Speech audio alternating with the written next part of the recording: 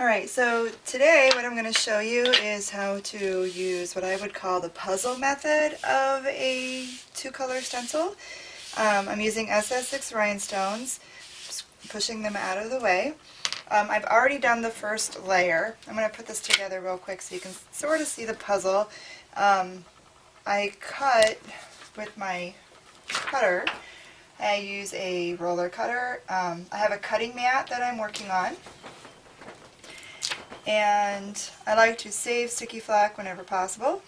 This is a design I did for a customer. So basically what you have here, and I'm going to show you the first layer. So here was my first layer.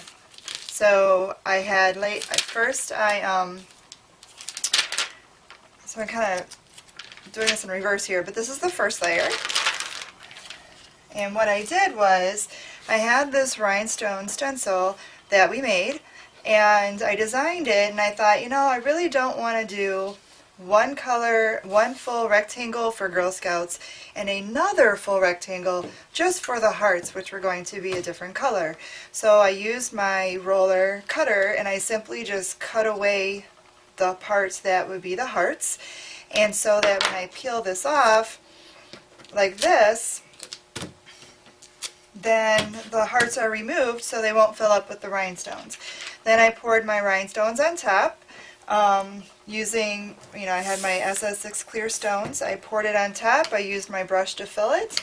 And when I was all done, then I put down my hot fix tape. And the most important part is to remember your location. So I put a piece of tape just right here so that when I peeled this back, it wouldn't shift or move. Then I'm going to put these back on so you can see how I get my second color. So my second color is what I call the puzzle method. You stick this back on, just kind of match up where they go. This is one of those I didn't have to worry about it too much for matching up because the hearts were just on the sides. Then I pull off this middle part because I already did it. So I don't need that part. So I'm going to move my little 6 stones off to the side. Just lost my lid there. And then I put some 6s here. Just going to kind of pour a little bit on each heart. And then you just work in little circles and fill up your heart. So there's my first heart. Get the stones out of the way. You can reuse your hot fix tape. This tape that the rhinestones stick to is totally reusable, so you can use it over and over and over again until you no longer have any sticky left. You'll know that time when it comes, that's for sure. So you just keep doing this. Whoops. Need to get some stones back over there, it helps.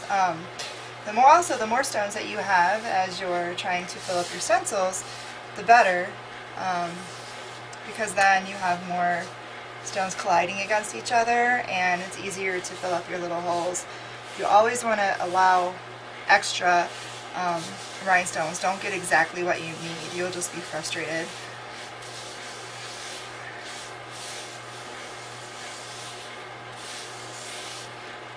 Okay. And 6s are a little more temperamental. Oh, I just wiped one right off of there. 10s are a little bit easier to work with, but 6s I like to use because you can get a lot of fine detail work. If I was doing this same design in SS10s, it would be really, really big, and it was actually designed for little girls, for a Girl Scout troop. So we wanted to keep the design small so it would go on a fitted shirt for girls. Okay, so when you're all done with that, you simply, oops, lost my tape there, lay this back down. Just lay it quickly. Okay, and then use your finger. And then when you pull it up, there's your second layer. Lay that down. And you have your Girl Scouts transfer that is 2-color, but you only used one piece of sticky flack, and I call this the puzzle method. So this is easy to design with. You can use any of our rhinestone stencils, and then you can mix and match 6s and 10 designs so that you can use this same method, and it really saves on the use of your sticky flack. So then back together, you just store it on a piece of, there's different ways people store it. I have mine depending on what I've got available, honestly. So if I have an extra piece of hot fix tape, I'll just use the back of that, the white, part of it, the backing to stick it to. Otherwise, I'll just stick it onto a leftover piece of my backing material for my sticky flack. So there you go. That was my puzzle method of the Girl Scouts, and hope you enjoyed it. Thank you.